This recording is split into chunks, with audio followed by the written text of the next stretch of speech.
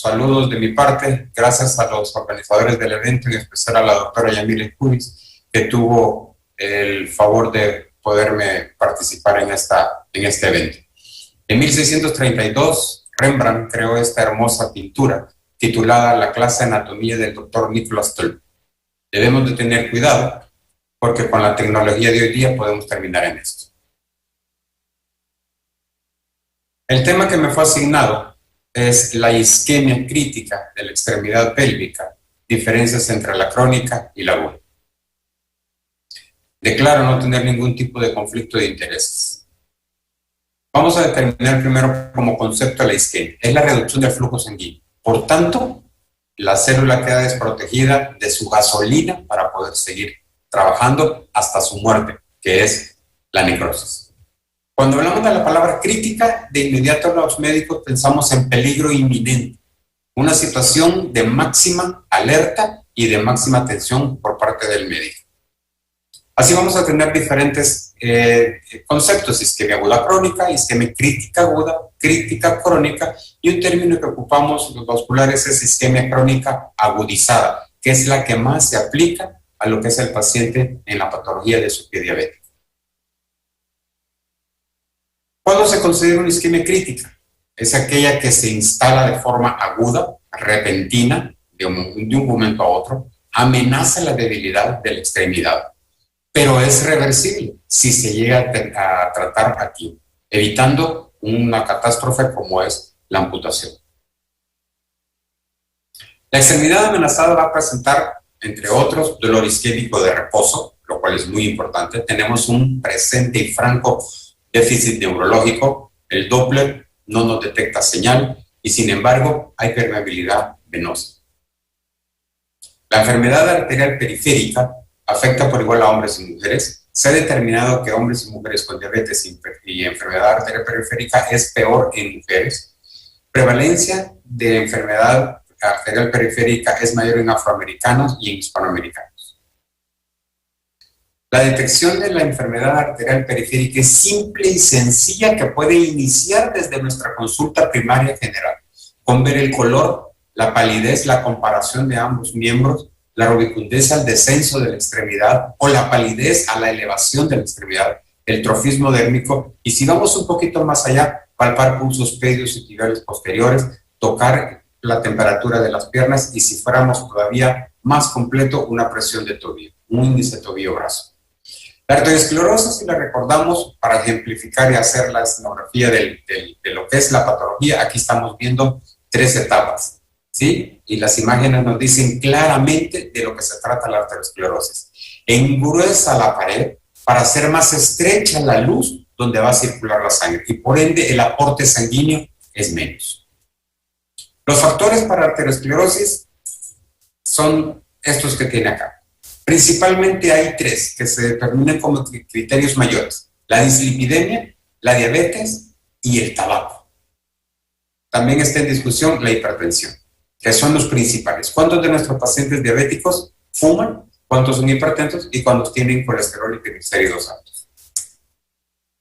El tabaco. ¿Por qué hago énfasis en el tabaco? Porque a comparación de la diabetes, la dislipidemia y la hipertensión es algo que está fuera de nuestro cuerpo. Es un vicio. Tabaquismo más diabetes, 3 veces más alto el riesgo de enfermedad arterial periférica. Aumenta el doble el riesgo de mortalidad en pacientes con enfermedad arterial periférica. Está estudiado por la Asociación Americana de Cardiología. La isquemia, vamos a tener 2 amplios campos, la microangiopatía y la macroangiopatía. La microangiopatía, como su nombre lo dice, dolor microcirculatorio no oclusivo, daño renal, retina y nervios, y la macroangiopatía, que es la arteriosclerótica oclusiva, las imágenes que acabamos de ver. Afecta coronarias, carótidas, aorta ilíaca, femoropoplita, tirales, todo el árbol arterial del cuerpo. Las causas de la isquemia crítica en la enfermedad, en la extremidad pélvica, la vamos a determinar en 2 fases. Las agudas, que sería una embolia, una disección, una trombosis aguda, trauma, que es muy frecuente cuando hay fracturas y de miembros pélvicos, la oclusión de reconstrucciones vasculares previas y accidentes en procedimientos vasculares. Y las crónicas, que es la que nos atañe a nosotros, la arteriosclerosis y otras, como la enfermedad de Buerger, tromboangitis obliterante, las vasculitis, el herpetismo y otras más. La isquemia aguda se va a clasificar según sus niveles de severidad en estas tres áreas. Las puse de colores simulando, haciendo la mnemotecnia del semáforo para que tengamos la simple visibilidad de lo que urge y lo que todavía puede esperar. El miembro viable, el miembro con viabilidad amenazada, amenaza marginal y amenaza inminente, y el miembro no viable, que sería su máximo grado. Vamos a ver cada uno. El miembro viable. El miembro viable, no hay dolor en reposo, no hay déficit neurológico ni muscular, el llenado capilar, venoso y arterial están totalmente normal y tenemos una señal Doppler venosa arterial presente en todo momento en la extremidad. Ojo, esto no quiere decir que debemos de dejar de pasar daños como trofismo de la piel, temperatura, coloración, daño de uñas, hiperkeratosis, alguna lesioncita que pueda tener el pie. En el miembro con viabilidad amenazada, vamos a tener la marginal. Todavía no hay dolor de reposo, hay una leve sensación de adormecimiento, parálisis y parestesias, ligera pérdida del sensorio, el llenado capilar arterial es lento, el venoso está normal, hay una señal Doppler leve, y si ocupamos maquinaria más adelantada, vamos a tener trazos monofásicos. No urge la revascularización. ¿Se acuerdan que este era color amarillo? Este ya era color rojo. Tenemos una amenaza inminente. Ya tenemos dolor isquémico, hay adormecimiento lateral, hay daño neurológico. Tenemos llenado capilar muy lento o nulo, el llenado venoso está muy lento o nulo, no hay señal Doppler y venoso. Esto necesita revascularización urgente para alcanzar a salvar la extremidad. Y el miembro no viable, que es la isquemia irreversible, que lógicamente nos lleva a una amputación mayor. Tenemos un franco déficit neurológico, muscular, arterial, tendinoso, de todo tipo. Tenemos un llenado capilar completamente ausente, piel marmoleada, si es que no ya hay una necrosis y una gangrena. Y las señales Doppler, arterial y venoso, pues lógicamente están ausentes.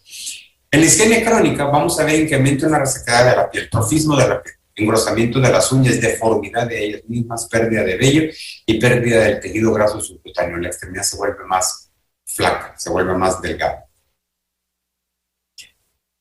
Los pacientes con diabetes mellitus y pacientes sin diabetes, pero la enfermedad arterial periférica tiene el síndrome del MAS, como decía un maestro mío. Es más frecuente, más segmentos, más distal, más jóvenes, más calcinosis de la media, más alteración de la colateral, progresión más rápida y, por supuesto, mayor riesgo de amputación.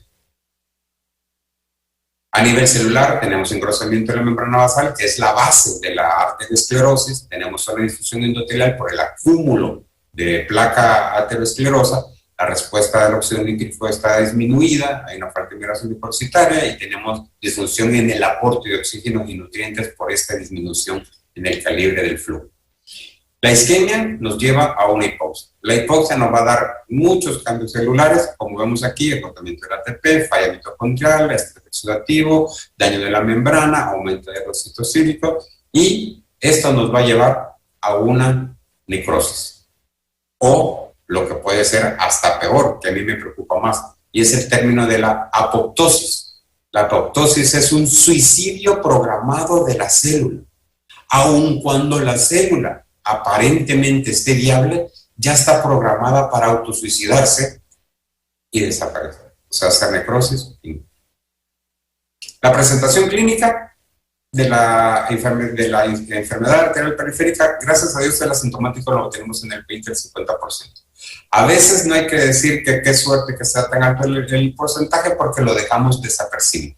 Tenemos un dolor atípico 40-50, claudicación intermitente 10-30, isquemia crítica 1-2. Aclaro, claudicación intermitente no es caminar de lado, no es caminar mal. Claudicación intermitente significa que claudica de forma intermitente el caminado del paciente. El paciente va caminando, pide sangre, demanda oxígeno, demanda gasolina para poder manejar los músculos de la pierna, no tiene suficiente aporte, entonces hay dolor y lo obliga a detenerse.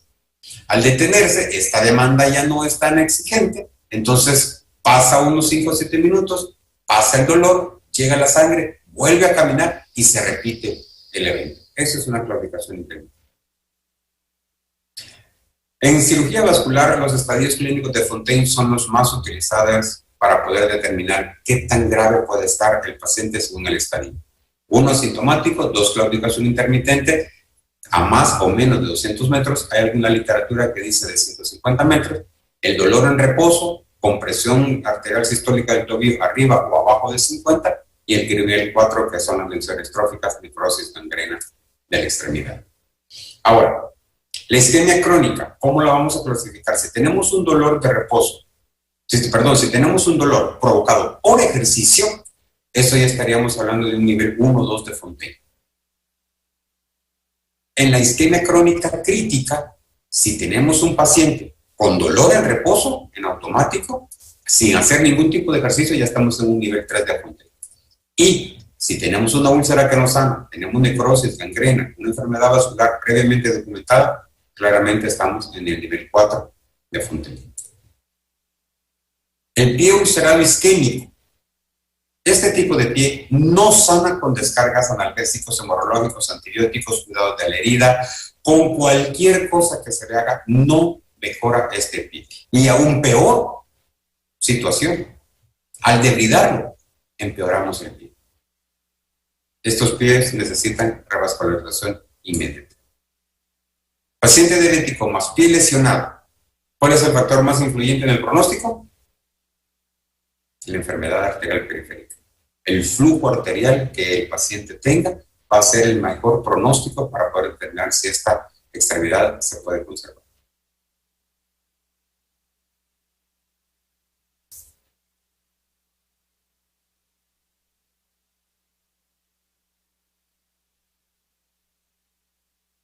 Vamos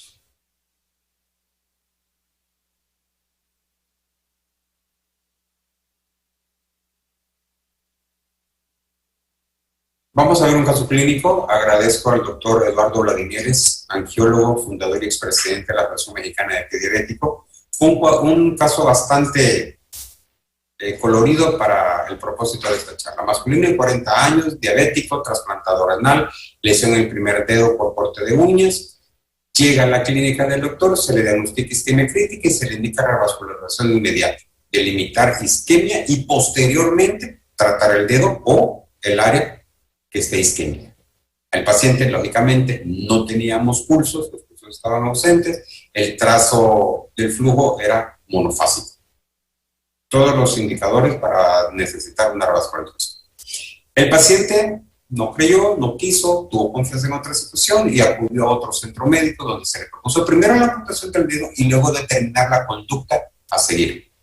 El paciente, después de un mes, es enviado por un tercer médico para interconsulta y el pie llega de esta forma.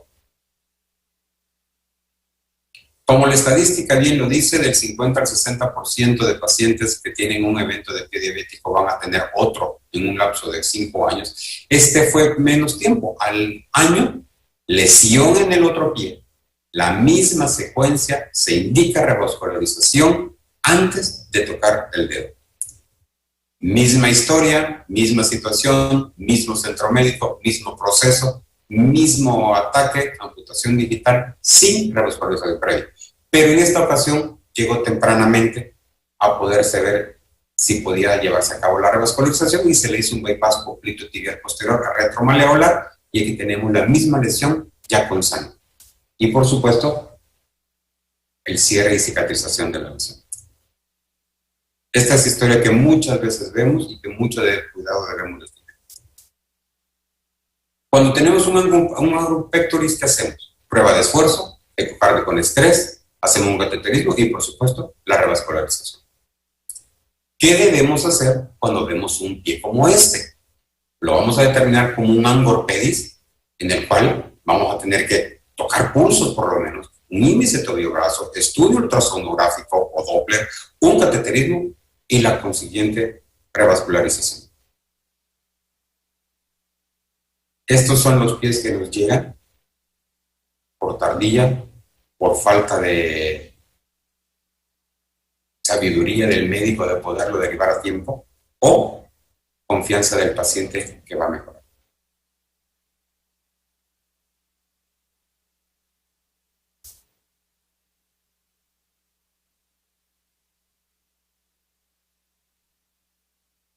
Este caso es increíble bajo atención médica.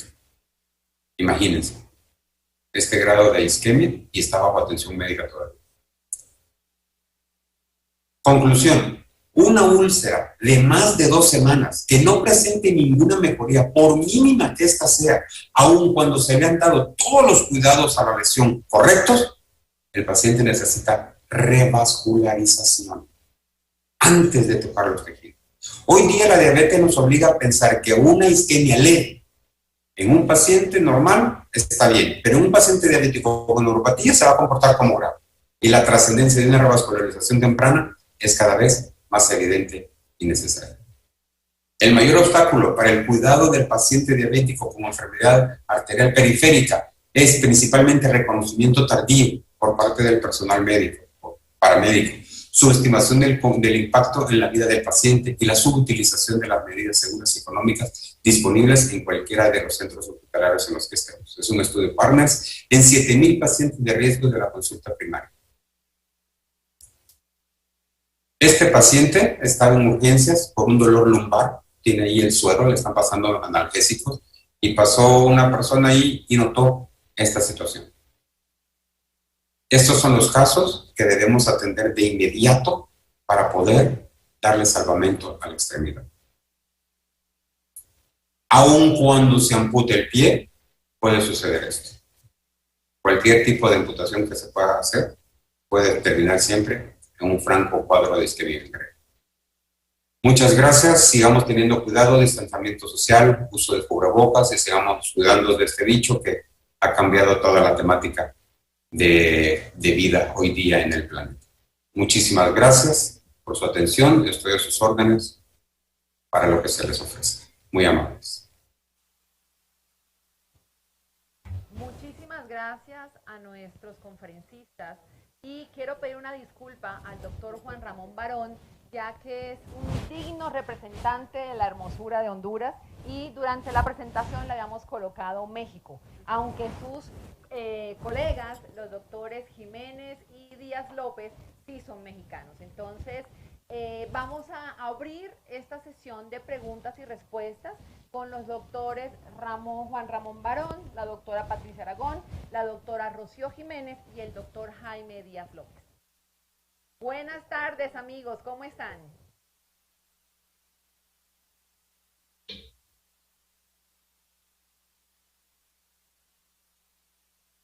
¿Me escuchan?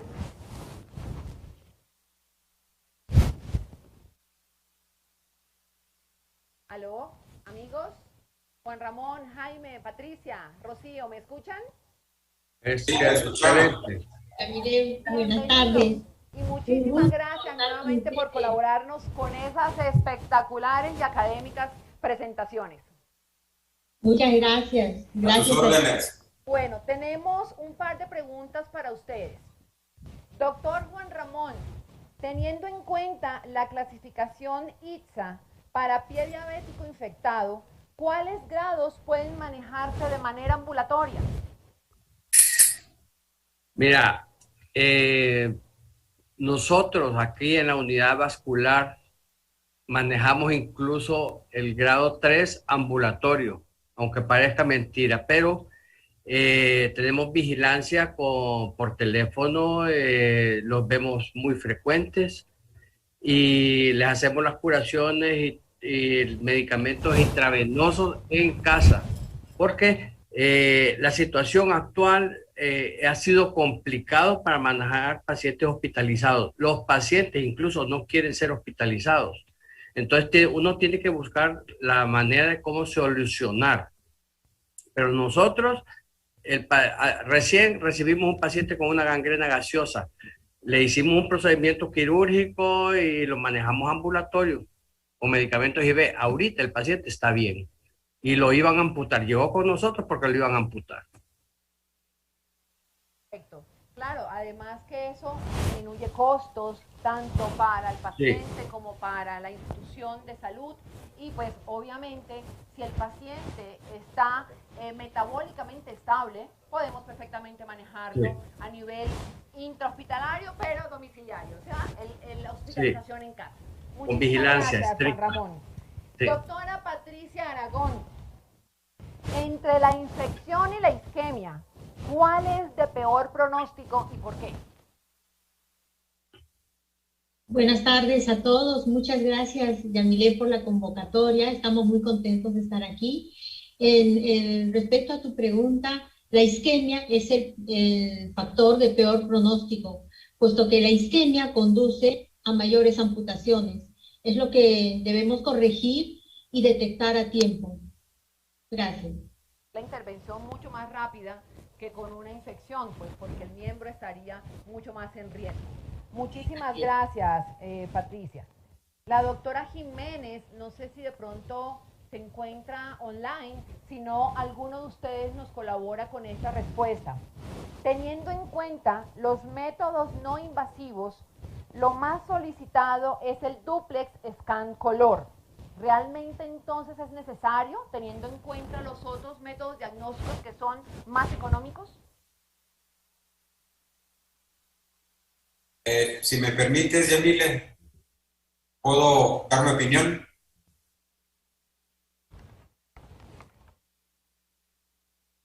Claro, Jaime, por favor, sigue. Gracias. Tal cual el tema de la doctora Rosillo decía, es escalonado. Vamos a pasar del primer escalón al segundo escalón, al tercer escalón, al cuarto escalón. Si en nuestra consulta nosotros vemos que tiene pulso, pues no es necesario un Doppler. Pero si no tiene pulso, si hacemos un índice tobillo-brazo y está bien, no es necesario el Doppler. Pero si el índice tobillo-brazo nos sale bajo, entonces va a necesitar un Doppler y así sucesivamente, de manera de no irnos primero al estudio más caro y olvidarnos de los más sencillos. Los sencillos o los que podemos hacer en el consultorio son los que nos van a dar la pauta para ir tomando más estudios. Gracias. Estaríamos de pronto diciendo que hay unos métodos que pudiéramos utilizar para screening y otros métodos que pudiéramos utilizar para diagnóstico. Sí. Sí, lo que sucede es que el diagnóstico lo hace desde el consultorio, con la simple palpación de pulsos. Recordemos que un 13% de la población no tiene pulsopedia. O sea, que no encontrar pulsopedia no implica que esté en una isquemia. Tenemos tibial anterior, tenemos tibial posterior, tenemos la saturación de oxígeno en el dedo. Y el screening, para poder hacer ya documentado el caso, claro, te puede servir, pero desde el consultorio podemos saber cuál va a ser la trayectoria de ese paciente.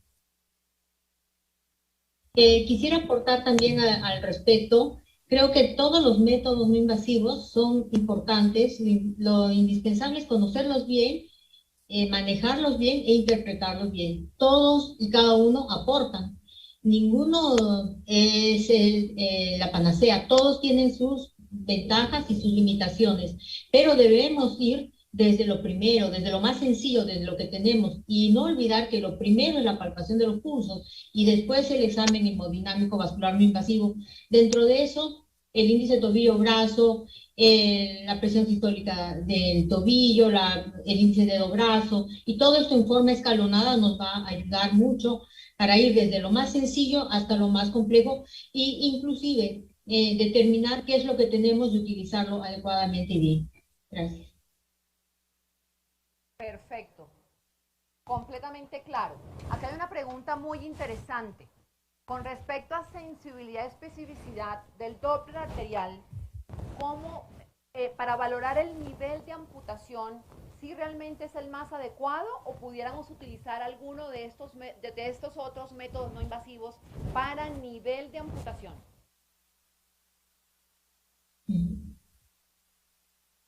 Bueno, voy a comentar algo. El nivel de amputación para mí es clínico. O sea, no necesitas ningún aparato para decir, ni un ultrasonido para decir qué nivel vas a amputar, si es el estado de los tejidos lo que vas a ver. Ahora, hay una cosa bien importante en los pacientes diabéticos. Recuerden que el paciente diabético lo atacan más los vasos tibiales. Por lo tanto, la circulación colateral siempre de la rodilla para abajo es mala. Y los pacientes que se amputan abajo de la rodilla tienen más complicaciones que los que se hacen arriba de la rodilla.